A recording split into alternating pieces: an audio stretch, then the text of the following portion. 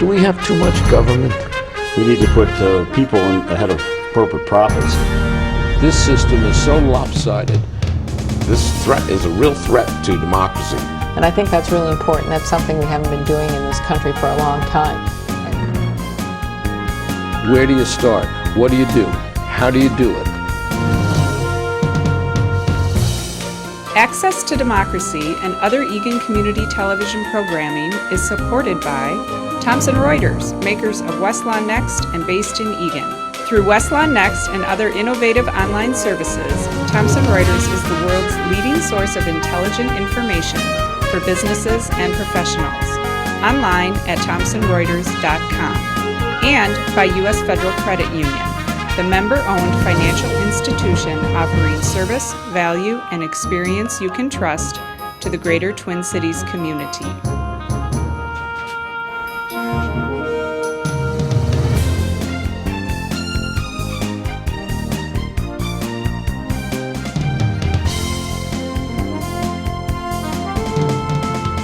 Welcome to Access to Democracy. Alan Miller with you again, and with me is the person who has appeared on more of these programs than any other individual, Senator Jim Carlson, Senate District 51 here in Minnesota, and welcome, welcome. Thank you very much, Alan. I'm not sure if I'm the most appeared, but at least more of me has appeared. More of you has appeared. No, you are you get the prize. Oh, okay, great.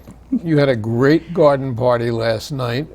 Tremendous showing, and some other legislators showed up. Yes, yeah. This is kind of it was in reaction. First of all, we have that every year, but it's also a reaction to the fact that the political campaign refund program will end next Tuesday, June 30th. Which means by the time people see this, Correct, it will be over. Yeah, and it'll be over for 2 years. It will automatically be reinstated if there's no other changes in law on July 1st of 2017. Or if we can ensure a Democratic victory in 2016, we know that it'll be there, because I know that it's gone, because the Republican House did its dirty work in terms of that $50 that was so effective. Yeah, it is very effective, and it allows people who don't have a lot of funds themselves, or that have a lot of grassroots support, to be able to get into politics and run a campaign and be able to get financing. For instance, if they generally represent a lower income area, like a rural area or a part of a city that's low income, that they have access to funds to be able to run a campaign. And it's not public financing, but it is getting close to it, and it gives them an opportunity to be able to do that especially as a new candidate. Well, my feeling is, if I had my way, there would only be a public financing. There would be no lobbyists, there would be no corporations, there would be no Citizens United, and we would do what they do so well in England, 6-week campaign, and you don't have to worry about outside interests influencing the voters, which is what happens here to really a sad happens extent. Too much here, yes. I mean, I need to defend our system too, that we do think that it is your right to be able to donate campaign money. The problem is that oftentimes there's a quid pro quo with large donations. And so, I think— you don't take. Well, I take. Somebody wants to give me a large donation as an individual, I'm perfectly happy to take that. But the problem is when someone gives you a donation and they may be connected with a piece of legislation or something that comes in front of the legislature. Lobbyists also donate to get access. Now, it's unfortunate that that's the way they get access, but they do that. I'm not opposed to lobbyists, lots of good friends in lobbying, and in fact they often give us the background that we need to make good decisions. Now, they always have a particular orientation on a particular subject, so you can always go to get information, but you know that it's going to be bias towards their client. And then you can go to the other client or the other lobbyist for the other client and get similar information, and then you have to juggle it in your mind. But lobbyists perform a very important function. Now, the fact that they can donate is a little bit of a problem, and it's a problem for most lobbyists too. They don't like to have to donate.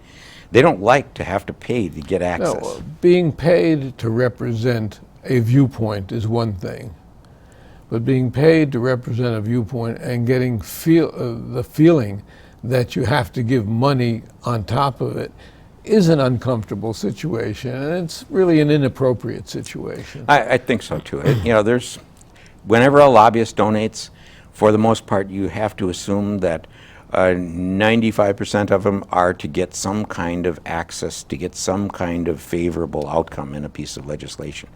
Now, when I first started at the Senate, and in fact it was our orientation that happened right after the election in 2006, I brought up the fact, why do we even have lobbyists donate? Why don't we ban that? And there were lobbyists in the room, and they all applauded because the lobbyists, this has to come from their own funds. And if they're not backed by a very deep pocket industry, if they're environmental people, if they're people that lobby for child care, things like that, that has to come out of their own pockets. And with 201 legislators, they have to figure out which ones they're going to be able to afford to support.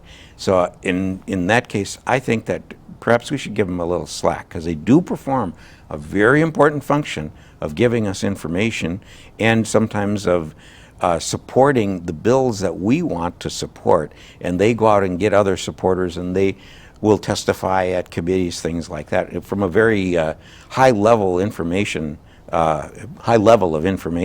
So they are important to the process. I would never want to say that they're not important. But then when a particular large firm, deep pocket firm, has multiple lobbyists, and they put a lot of money into their lobbying, both organization and into the lobbyist salaries, such that they now are expected to donate to campaigns, that's a problem. That's a real problem, because that isn't an individual donating. That's a large corporate interest or a large interest group that's donating. Well, you're here today on a very unusual day. We've had, in the last 2 days, two momentous decisions from the United States Supreme Court, one on the Affordable Care Act and the other, which just came down today, on gay marriage. And you also just recently finished one of the most bizarre legislative sessions that this state has ever had, and one that has been the subject of a lot of criticism as well. This is a momentous few days here. That we also had, by the way, as we're speaking right now, the President of the United States is in South Carolina giving the eulogy for a state senator who was killed in his church. That momentous occasion, and I don't know, I asked my wife if you could consider these people who died in that church martyrs. I'm not sure that that is appropriate. However, they are changing the face of the country. There are several states now that are looking at the Confederate flag as, they're saying, that is offensive. It is offensive to people. And so they're thinking of taking it off of their flag, thinking of taking it off of public grounds. Walmart has refused to sell any images of it. So they're looking at this the way it really is looked upon by a large percent of our country. Well, you see, you're only a young guy, so you don't have as many rings around your trunk as I do. But I find that in times of crisis, such as the 9/11 bombings in 2001, we have a tendency to overreact. But let's look at it 2 months from now and see how many people still have the passion that they're espousing at the moment. I look back to not only the Patriot Act, which was passed in haste and has done such damage to the Bill of Rights. I look at World War II, where we imprisoned in concentration camps our Japanese Americans. all of that, which was upheld by the U.S. Supreme Court, these are overreactions. I would like to think at this point in my life that we're seeing a change there in terms of the mentality, in terms of the people who have opposed Barack Obama, quote, I will do everything I can to disrupt any piece of legislation he's in favor of. Thank you, Mitch McConnell. I would like to think that that's starting to change. I would think so too, yes, yeah.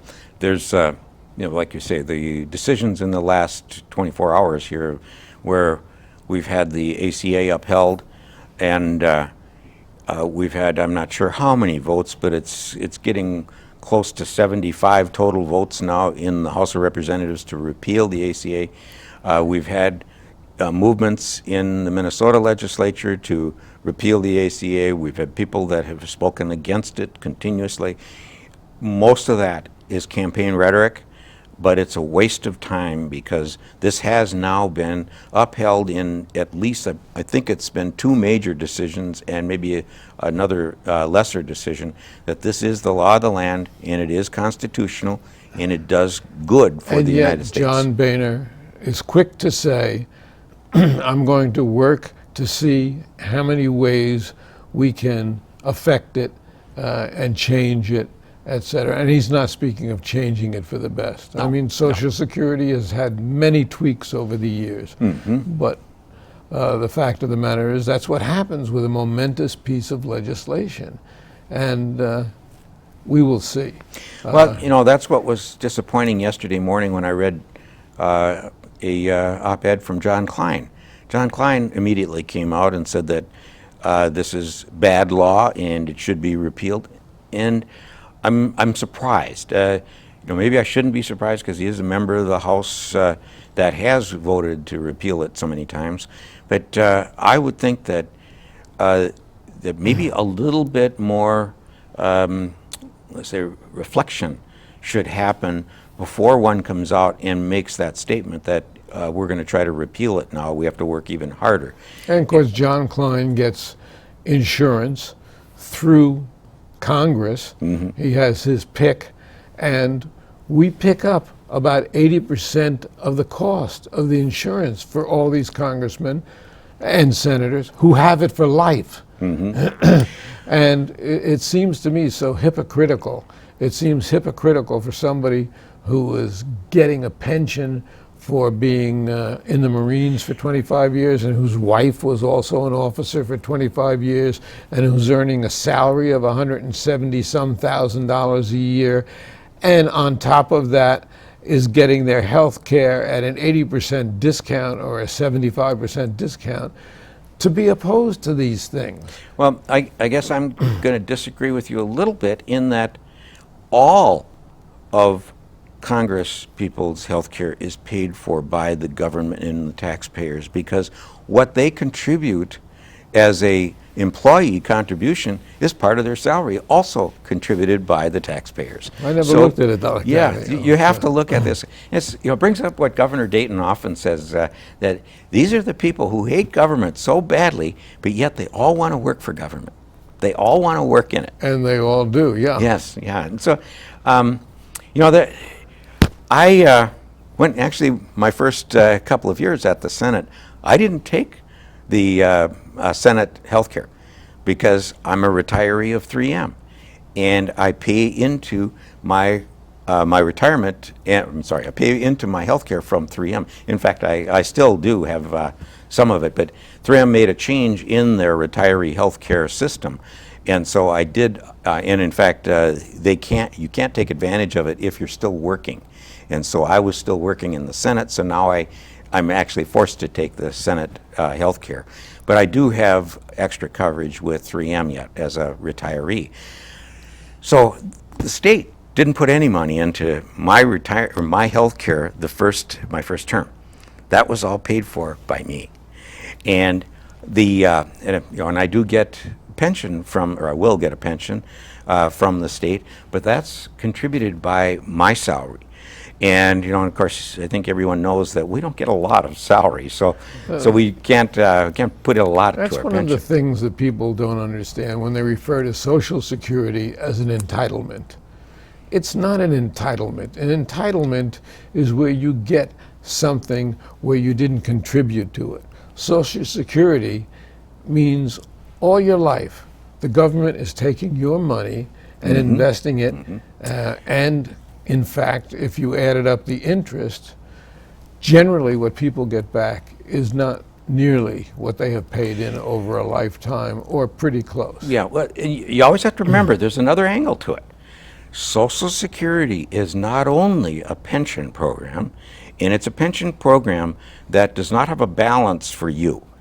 It is like a term life insurance, where if you die, you get the life insurance. If you stop paying into it and your policy expires, you get nothing. So that's what the life insurance is like. But it also is a disability insurance, because you could be in Social Security and employed, and then you get disabled, and you will get Social Security. So it's a disability insurance. Plus, it's a what do you call it? A death policy that covers your children. So if you die while working and before your children go to college, or actually while they're still in school, and they'll get something for college, Your this spouse is as covered well, too. yeah. So it has all of these elements into it that are insurance while you're working. So it's not like you're just putting it into this rat hole that you may or may not get when you retire. There is actually ongoing insurance that you're paying for, ongoing term insurance. So we always have to remember that it's not the total dollars that you put in there. It's actually, some of it is going for these policies that take care of you if something happens to you, like disability or death. Well, we are a field of where I want to go, but I want to get into this legislative session because I don't want to talk about it. It was bizarre. It was bizarre. We had the leaders of both parties negotiating behind the governor's back, including the leader of the Senate, in what I call backroom politics. We have things that were shoved in front of people at 3 o'clock in the morning where they didn't have a chance to read all the provisions of bills. But notwithstanding that, we did accomplish some things, and you individually had some real accomplishments.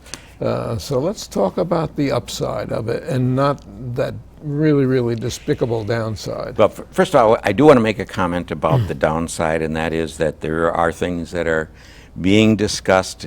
I look upon it as we're in marriage counseling right now, and we want to see if we can continue the relationship, and so it's best to not discuss it in the open. So there are things that are being talked about, and I'm part of that. So going on to the next things is what good has come, and I think I can tell you that one of the things that I'm most proud of is people won't even know that it happened, and that is we managed to get the correct language into a bill that allows a higher level of reckless driving to be charged against someone who is texting or doing something that they know can be dangerous, and then they have an incident, a crash, and someone gets hurt or property damage even. And this can rise to, if the person is, there's a term, well, first of all, there's death, but then there's major bodily harm. Major bodily harm is a damage to your body that you will never recover totally from. So there, you can get a cut and you'll heal. Okay, you can get a broken arm and you can heal. But if the arm is severed, you cannot regrow an arm. So that's major bodily harm, brain damage, anything like that. And so inattentive driving, and it might even be texting, it might be something else, it might be eating a burger, and you have a crash when you knew darn well. Putting on eyeshadow, as I saw a woman on Hiawatha Boulevard several mornings ago. Yeah. Now, I don't know if shaving, if you can look out at the traffic when you're shaving, so but it depends on Any what. distraction, Yeah. I think. It's a when you're dist- driving, you should drive. That's correct. And what this can be is generally it's something that's against the law, because that already is recognized as being dangerous behavior. So once you're doing dangerous behavior, then that charge can be elevated to a gross misdemeanor. We got an enhanced penalty. Exactly. Yeah, and that's one of the bills that you carried. Yes, and I worked on this since 2006 or 2007, and it was with the county attorney, Jim Backstrom, and he was, each year we'd come up with a little bit different language, Finally, this year, in about I think this was the second appearance before the Judiciary Committee, we worked with an attorney of the committee, and he said, how about if we say this, or if we say this? And those sounded real good, and he said, pick one. So I picked this one, and the major objection fell away. People said, okay, we don't want this crime to be based on the outcome. For instance, if someone gets killed, we don't want the level of crime to be based on that. We want it to be based on the behavior. So this new description did base it on behavior. So that's knowingly and wantingly. Certainly an important Yes, bill. very important. And now there's been many incidences of people being hit by drivers, crashes happening where the driver was actually not paying attention intentionally. And so now these can be risen to a gross misdemeanor where there's a little bit greater penalty. As they should be. Absolutely, yes. What else in terms of Carlson's success in this legislature? Well, one of the things that I can tell you, let's see, I think I have a list here of things that I needed to look at to make sure that I had something that came out good. Most of it was early in the session, and there was a lot of things that of course, sessions are 2 years long, so many times what comes out in the beginning of the session is the suggestion. We bring a bill, we bring it to the committees don't like it, and what they'll say is, okay, do a little bit of tuning here, and that's what's happened, for instance, with that gross misdemeanor accident bill. So we have some that we are going to be working on over the interim and into next year.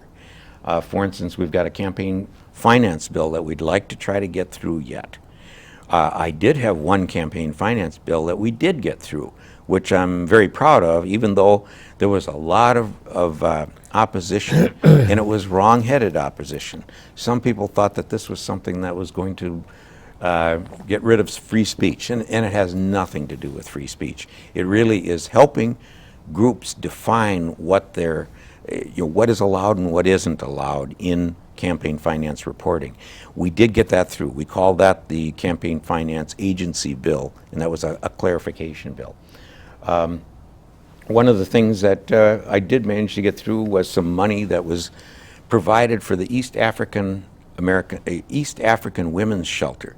This is primarily for Somali women, where Somalis have a bit of a different culture with regard to their women, and the moms are not respected by their sons. And this is one of the reasons why Somalis are so subjected to recruitment for going over to Somalia to fight. And many times these young people don't even know why they're doing it. And there's a anti-female culture there. Somalis in Somalia can still have multiple That wives. they're working very hard in this country to overcome. Yes. And I worked with a woman who runs the East African Women's Shelter that she's done an excellent job in helping women who come here who don't have the kind of, let's say, well, they aren't feminists. They're about the other end of the scale of feminists. And she tells me that that she has a very good relationship with the Somali moms. She has a very good relationship with the U.S. Attorney's Office. And so they are working to make sure that some of these kids are not falling prey to the recruiters. So that was, And I we've, think, a real we've good lost thing. several already, which Yes, is yeah. really unfortunate. There were several other things that I did get, have bills for, but they didn't get through because of one thing or another. One of them being, and it's really important, this is one that we're going to work on again next year, and that's allowing 16-year-olds to pre-register to get into the voting system. Now, in high school, kids study civics, and what better time to get kids to be registered than when they do that in high school or when they get their driver's license.